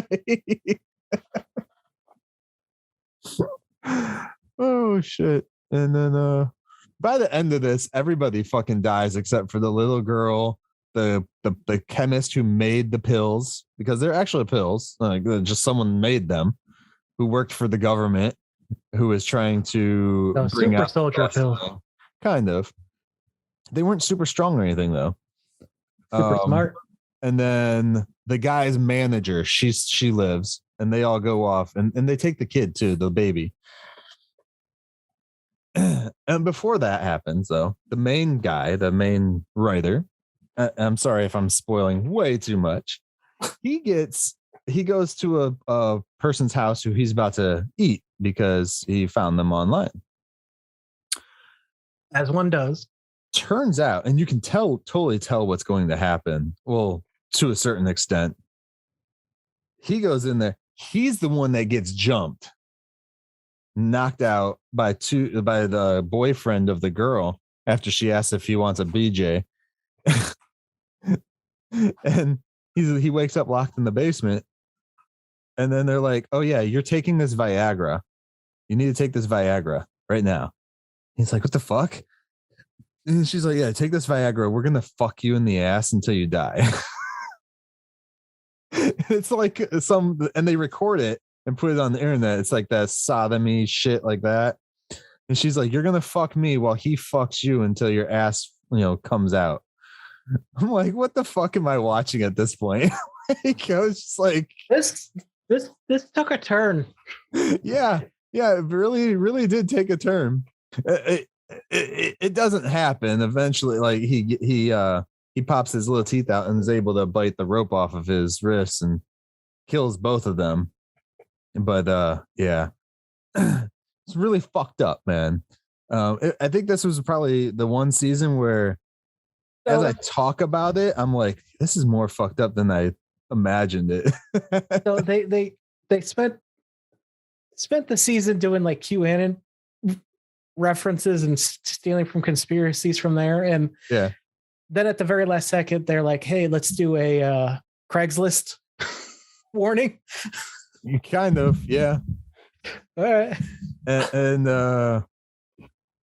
And finally, the show ends with the manager chick. She wants more talent. She has a shitload of the pills. She just starts giving them to everybody in LA. Not everybody in LA is talented enough. What do you think happens? Basically, a zombie fucking apocalypse. You get the Snyder movie? Except when they bite you, you don't turn, crazy or anything. You have to have the pill. So, but the only thing difficult for me to understand is if you stop taking the pill, because the other two people say we only take the pill 3 months of the year while we're here in this one town, and then the rest of the year we're off the pills. Like we do all of our work for the next year or two during these 3 months, and then we stop for the rest of the time and just be normal. So they can stop, and it makes them not, smart like that and everything like that, all that. Why doesn't it work on the people that are uncreative? Because they're constantly zombie-like creatures, I should say. It doesn't work on them like that. So I was just doesn't wear off, you say? Yeah, it doesn't wear off on them. It's like it changes them physically and mentally completely forever. So yeah. Anyways, that was American Horror Story season 10. I think you just found some flaws in many of the conspiracies they're drawing from. They drew from several different conspiracies with this season, but with these 6 episodes, there's a lot more into it too. Like Macaulay Culkin's character. There's another character who knows everything. She tries to warn them all, but she's like a fucking crackhead. So who's gonna listen to someone? You're gonna listen to crackheads. There's a bunch of stuff. Like the daughter's fucking sadistic though. Like she set her mom up to die. She eventually killed her own dad too, by eating him. So yeah. And you see all this. It's not just like alluded to. You see it. Like everything I said, you see. And that's about it. The next 4 episodes in season 10 though are really good. They really hit home with, like, if you know a lot of conspiracy theories and shit like that, you'll be able to call a lot of them out. They start back in I think it's the 1950s is where the show starts, and it goes all the way through to current time, and it's pretty cool. And they do a back and forth too. I'll give you a heads up for that. For those last 4 episodes, they do a back and forth from the black and white part of the episode to the current day episode of it. But it all makes sense because it's building up to, it's showing you one story with 2 parts. So yeah, that's season 10 of American Horror Story. Season 9 was really good, but I won't go into that. That was a campground one, wasn't it? Yeah, that was a slasher one. I really enjoyed that one. That's what I was like, I think I remember this one. That was a campground. Yeah. But yeah, so and now I started watching American Horror Stories, which is based on the first 2 anyways are based on the house from the first season, which is really cool. Then I watched another one that was not as good. It was kind of horrible. The vibe I get off of when you tell me about these is kind of like the old was it the Nightmare on Elm Street TV show or Friday the 13th TV show or the anthologies. Yeah, you get a lot of that because the shows, the seasons are anthologies, so each one is different generally. This was the first season that was actually split into 2 stories, which if it's all in the same universe, I'm questioning some stuff for the last part of the season, but we can talk about that when you watch this. But then the stories is every episode is a different story. So I'm only 3 episodes into that, and the first 2 were the same story, like the same part 1 and part 2 of the same story. So they kind of cheapened it. I think they did that to get people into watching that show because they deal with a character in the house from the original movie or from the original season. And that's how they hooked me into that. The 3rd episode, though, really is stupid as fuck. It was the one I texted you about, I think, like the movie that was banned and got rid of. Yeah, it was so dumb. So fucking dumb. I don't even want to talk about that. Anyways, but besides that, I have been watching all the fucking shows and movies and stuff that I normally do. Except not actually watching. What do you mean? Because you're behind on everything. Yeah, I'm behind on a lot of shit, but like the Marvel stuff and the Marvel stuff. We'll say. There hasn't been anything since Hawkeye ended. Yeah, I've been catching up on all this other stuff since I finished the house. Chill, bro. I'll get to the CW shit. Speaking of conspiracy stuff, though, I actually saw a cool documentary on YouTube. Mhm. It's only 28 minutes long. It's by this guy, Oki's Weird Stories. Okay. He has not done a lot of like really big stuff, and this is kind of blown up on him. Mhm. It's called How I Infiltrated a Bizarre Conspiracy Cult, which is the secret space program. It's actually extremely entertaining and like insightful into it. Like even my wife was interested, and she's like, "This is gonna be dumb as hell." So I said, if you're into that type of stuff, I say go give it a try. It's on YouTube, so it's like free. Okay. Yeah. Awesome. He goes to like a convention and gets a interview with one of the more popular people who, after this came out, he not only pulled that guy's video down, but the past year, and then moved to Rumble. So, yeah, I just wanted to give that a shout out. Sounds cool. Excuse me. My dogs are going crazy. I'm sure I hear everyone heard. All right. So you got anything else? Kenny, do you got anything, dude? You've been really quiet. Recently I started watching Euphoria, which is a really weird show. I've heard some good things about that, but we haven't tried it yet. The first episode, you see a lot. Like, yeah, there's a whole lot in 1 hour because they're like hour-long episodes. Mm-hmm. But it mostly deals with like somebody being addicted to drugs. There's like 8 different storylines in the first episode. Okay. They got different people that they're following. I heard about that show because Tom Holland said that he wanted to try and get on it. Yeah, because Really? Zendaya's on it. Yeah. Yeah. Dude, that show is nuts.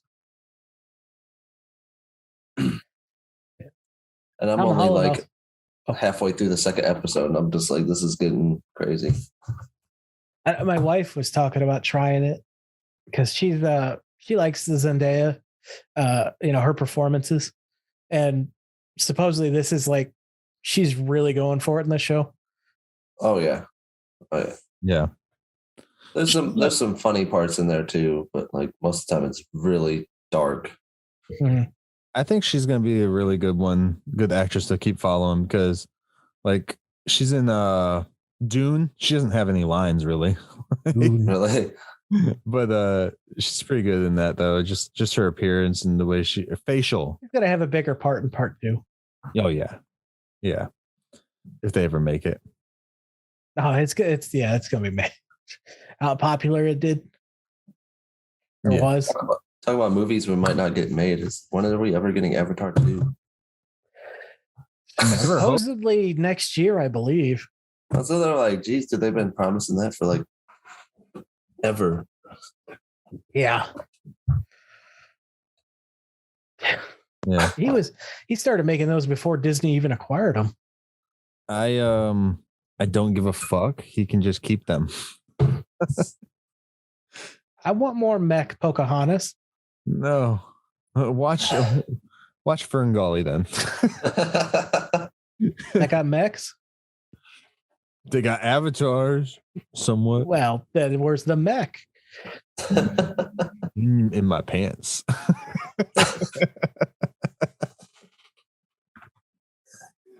Oh shit. I'm tired.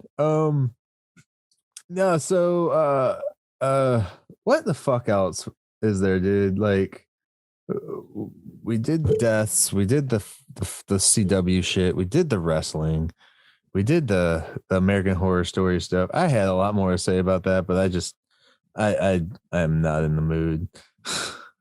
As the more I was talking about it, the more I realized this show is fucking crazy. The Spears family is blowing up publicly. Oh yeah, fuck Jamie Lynn. I heard about that, but I didn't hear anything like specific. My wife has been following it. Yeah. She's a big Britney fan, so not one of the insane, crazy ones that are out standing on corners everywhere, but Yet. yet. No, I think it's just they're just trying to stay in the spotlight at this point, man. Like, just stop it. You guys are embarrassing both of yourselves. Jamie Lynn most especially, because like you can watch anything she does on TV right now, and it's like, dude, I know what you're doing. You're literally using your sister's like Free Britney movement to boost your own fucking book sales. Yeah. That's literally what you're doing. Like, don't fuck off. Like, and supposedly there's a segment in the book where she talks about Britney wielding a knife towards her that Britney's, she says never happened. So if the conservatorship never ended, I kind of personally, this is my speculation.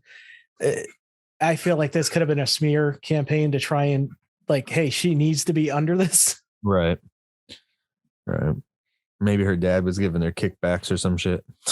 Oh, she was in charge of the finances, which in an interview that I watched with my wife, she's like, even if I was, which like anyone who says that means you were, you just don't want to admit. Right. They're crazy, man. Again, two other people I just don't give a fuck about what they say anymore. You guys hear about, go ahead. Everyone. Oh, did you hear about the drama around Critical Role and their new Amazon? Well, do you know what Critical Role is? Like role playing? Yeah, you know them, Kenny? Yeah. So they are a group of voice actors who do like video games and anime, English dub and stuff. Mm-hmm. They came together and started doing a D&D campaign and airing it on Twitch, and it got super huge. They were Geek and Sundry, Will Wheaton and I forget her name, their gaming board game YouTube channel. That was their biggest show until they spun off into their own product and kind of left Geek and Sundry to die. They had a campaign to do an animated version of their story in a TV show. It was originally supposed to be one special, kind of like a movie type thing. They gained so much money that it's a 2-season show already planned out, and they got their Amazon is going to be the distributor on Amazon Prime. People are throwing a fit because the people who backed it, they said, we will give you the first 2 episodes free and you can have them early. Well, the free part is they're getting a promo subscription to Amazon Prime for 2 weeks, and they won't be getting it early. Wow. So I'm like, what?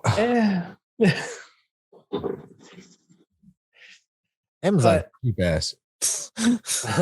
Yeah. I don't know. A lot of people are upset that it's on Amazon Prime and you have to pay for it, but I'm like, you have to pay for fucking everything. Yeah. It doesn't matter where it goes. You're going to have to pay for it. Yeah. It's got the same, I believe it's the same animation team that did Young Justice. So it's not cheaply made. Gotcha. Yeah. That's just a nerd drama going on. There's a lot of that going on lately. That's all people have right now because no one's doing anything else. Just the D&D people. Oh man. So Scream, the 5th Scream movie came out. I have not watched it yet. I need to. I'm hearing good things. Have you seen it, Kenny? I haven't tried to hear good things because I don't want any spoilers. So I haven't even looked at it. But the only thing I did see was the numbers did pretty good for opening weekend for a horror slasher film. during a pandemic that's not even done by the original creator. So that surprised me, especially not on Halloween. Yeah, that's actually pretty shocking. Yeah. I know Shout was doing a giant sale for John Carpenter's birthday. John Carpenter's birthday? Yeah. Yeah. It's been a busy time for horror fans. Dude, horror is in its renaissance right now, I'm telling you. And if you're not a horror fan, I feel bad because there's so much good storyline. I mean, there's some things the way I explained the season I had watched is kind of like over the top. It does have its little slow times and shit like that. It's not like one after the other. It's not a society Tivis. It's not a society type. We live in a society. A society. We're all things fucking Leto come together. God, I hate that guy. I was more talking about Society the film, but okay. I know you were, but that just makes me think of Joker. Oh, two things you hate then. Societies and Joker. Just Jared Leto. All right. But yeah, no, there's so much good like horror stuff out there lately that if you don't like horror, fucking like horror. Get over it. Especially if all you watch is comic book movies. Sorry, Tivis. If all you watch is comic book movies, you need to. I feel like this is personally directed to me. You need to open up your eyes and watch something. Not even just horror. There's other movies out there. There's that new Leonardo DiCaprio film on Netflix. I'm going to check out though. Apparently, it attacks the media. The Don't Look Up movie. Yeah, Don't Look Up. Oh yeah, I want to watch that. Is it good? It's funny. Is it? Oh yeah. I've heard good thing. Well, I've heard good bad things about it because like all the big companies are like chucking it down in the ratings. They're like, oh, it missed its mark. It could have been like this much better. This and this and this and that. Oh no, it's funny as hell. I actually have a image from the things because they make fun of like talk shows never doing anything like talking about anything bad, and they make fun of like Dr. Phil. But then they make fun of like kind of like Apple realistically. So it's this picture here says, all right, so Don't Look Up. It's okay to hate it. We need a second cut of Don't Look Up. Don't Look Up review, an A-list apocalyptic mess. Don't Look Up, or you might see one bomb of a movie. These are all like big media companies. Those are their headlines. And it says the only reason mainstream media companies gave Don't Look Up bad reviews is because it exposes media companies as liars, governments as incapable, and the mega wealthy as the true power. It also exposes the fact that power structures silence people who don't fit the mainstream narrative. So I really want to watch the movie and see. Oh yeah, they do. They do. It is hilarious. Now, if it's shit, if I think it's shit, I'll still say it's shit. But just that image there, I was like, dude, that's kind of fucked up. Because I didn't pay attention to any of the reviews coming in or anything like that. But when you see like these bigger companies and stuff doing those reviews and just bombing it, you got to question why are all of you, there's no way every single writer for all of these companies hated that movie that much. Gotta go independent. I'll take the words of somebody who's not working for a company than the company guy.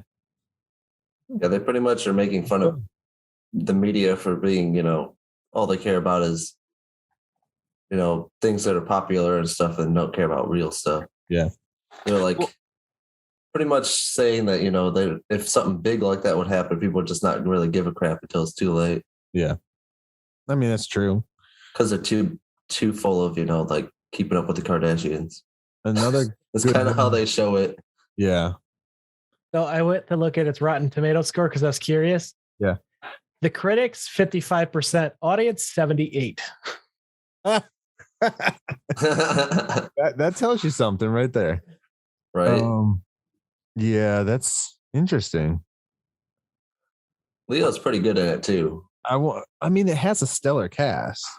Like, isn't that the one that Jennifer Lawrence is in, right? Jennifer Lawrence and Jonah Leo Hill are like, yeah. and Meryl Streep. Yep. Yeah. I think Jennifer Lawrence did an interview where she said it's difficult working with Jonah Hill because she can't stop laughing at it. Yeah. Because of all of his. You can tell in some of the scenes that like they had to redo it because she was still like smirking.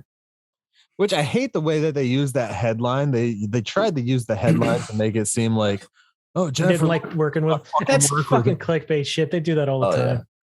I hate that shit, man. We should start doing that. He's got a lot of good punchlines in that movie too. Yeah. Our headline for That's your headline. Kenny punches Jonah. Right. Our headline for this one's going to be Joss Whedon punches Ray Fisher. Eddie White. Rest in peace. We'll do Joss Whedon punches and then in very small back at Ray Fisher back in the thing. That's how you get him. Right. Yeah, I'm curious to watch this. That's Oh, we saw Encanto. I forgot about that. Encanto? I have not yet. Dude, we saw it in theaters when we were up north for Christmas. And my youngest watches it almost every fucking day. Really? I thought it was all right, but he likes the music, so we listen to the soundtrack in the car. I can't believe that is beating Frozen right now in sales. I didn't think the music was that spectacular. It's catchy. The first song for sure is catchy. Yeah, I had a buddy go and see Matrix, or not go see it, but watch it. And he's like, it was good in the beginning and then got okay at the end. I'm like, that's kind of how I feel about Encanto. It was okay in the beginning and then got better. The Family Madrigal is a really catchy song just because it's Have you guys watched the new Matrix movie yet? Yeah, it was I haven't. Oh my God. So I think bad. they pulled it off Max too. So did they? I gotta wait. They probably are pulling it from everywhere because it's a piece of shit. No, they only have their movies on there for a month. Nope. They realize it's a piece of shit to this. That's why they pulled it off there. Don't give people false information. Fake news. I literally watched it on a cell phone in the airport. It's so and bad. It was so bad. The only cool parts about that movie were the meta jokes that they did. And I don't want if it was mostly in the beginning. Yeah, it's all at the beginning. So literally just watch the beginning. Like I thought they were going to do a completely different story with how they set the movie up, which would have been better than what they gave us. Right. Yeah, that's from everything I hear is if you're a massive fan, you'll enjoy it. And if you're not, it's Yeah. Where did you watch Encanto on Disney Plus? Is that where you watched it? Yeah. My wife said, you want to watch that or you want to watch the new John Cena Swinger movie? And I'm like, let's go Encanto. I know you want to watch that. What Swinger movie is he in? Hang on, let me look it up. I'm confused. Basically they this couple go vacation friends. Oh, that shit's hilarious. Yeah, I'd rather watch Encanto too. It's not really a swinger thing. It's just they're like party animal. Yeah. Yeah, that's on our list to watch probably this weekend. Because one of the jokes is like, man, this salt on the rim of this margarita tastes really funny. Like, oh, it's because it's Coke. I'm like, oh god, that's where this movie's going. Yeah. Yeah, I think John Cena's going to try and focus more on that like raunchy, dirty humor stuff, and we'll see how it works for him. I think him doing that stuff is funnier because of how he delivers it than when he does like his serious roles, like when he was in Fast 9. I was just like, really, dude? Like, you're just a douche. I think him and Batista are going to have opposite career paths. You think Because so? Batista's going more serious type roles. Oh, is he? Well, he's been taking a lot of the villain roles where he's, kicking ass. Not for very long, but I've always seen him more as like just doing family stuff, I guess. Right, lately he has. I think he's taken everything he can get. He's even mentioned that actually he wants to try and have a broader scope of acting, which I mean, like I think I've said this before on a previous show. Go for it. You're never going to know until you try. Yeah. Because most wrestlers end up as cookie cutter. They're the same character and everything. Sorry, Rock, but it's true. Dwayne. That's kind of how John Cena started. Well, when The Rock started, he wasn't like that. He developed into being the same character because before, he was still. He tried to be not his wrestling persona, and now he's just his wrestling persona. Well, like Walking Tall, he was really good in Walking Tall. Yeah. But as he got bigger, literally physically got bigger, he just like developed into this. Look, this is the only roles we can put you in, my man. Like you're too big to just be like, like kind of like Arnold. Like he was just too big until a certain point where, like, even in Jingle All the Way, he's still a big dude, but they cover him up with that big jacket and shit, so you can't see, so he can play the family man. Right. It wasn't until he was like in the Terminator when he slimmed down more. What, Tivis? You look like you had something to say. Oh, you just reminded me. I watched Jingle All the Way too. I'm sorry. Give it a try. It's not bad. It was randomly on, like actual Jingle All the Way was like randomly on. Yeah. Back when Christmas time and stuff, I watched it, and then like a week later, they had the fucking action figure at Walmart. Yeah. The new Funko ones that Myke hates. Fucking ridiculous. I think I sent the picture to him too. And everybody goes to the store and gets them. And like, oh, look, I got Turbo Man. I'm like, yeah, fuck you. I have the original. Yeah, all right. Way to gatekeep there. Yeah, it's still a whole 100% different for a toy than a movie. You know why? Because mine's made of real plastic, not this fake shit that we're not going down the toy routes of refabs. Be here all day. Anyways, fuck you. Also, Encanto is awesome. Actually, it's I didn't not. say it was bad. I just it started off kind of slow to me. It's a basic story. You know what's going to happen in it. Although the trailers made it seem like she was going to go on an adventure. So when she didn't go on an adventure, I was kind of like, what the fuck? Sorry. Kids movies. I remember though, when we were at the theaters though, I did like fall asleep for a good like 2 minutes during the movie. So I like dozed out, like I did that whole eye close thing, and I opened my eyes and like some shit was happening. I was like, how the fuck did we get here? Anyway, anything else, guys, before we get going, since this has gone a little longer and I know we all got shit to do. Kenny, you got anything? Because you haven't talked a whole lot. No, not really. Okay. Tivis? Power Ranger shit. People are probably tired of me talking about. Power Rangers? You don't talk about Power Rangers that much on here. Not anymore. Well, I'm sure you guys talked about Power Rangers all at one cast. Well, that was a whole show. that was one show that we did. Yeah. That's a good season though. That's why it's called Operation Babble, so we don't have to settle for one specific thing, man. We can just we're living up to that title today. Right? I know it.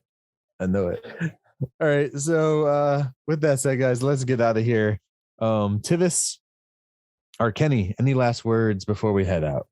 And thank you for showing back up today, dude. Yeah.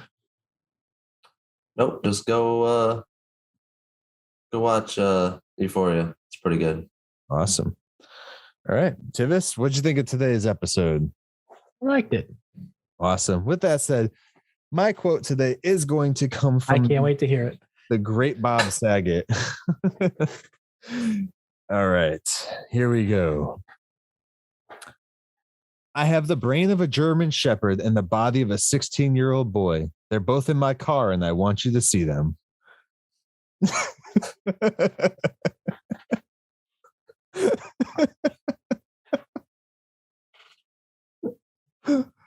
Oh, Tivis's eyes. All right. Everyone have a great day. Peace.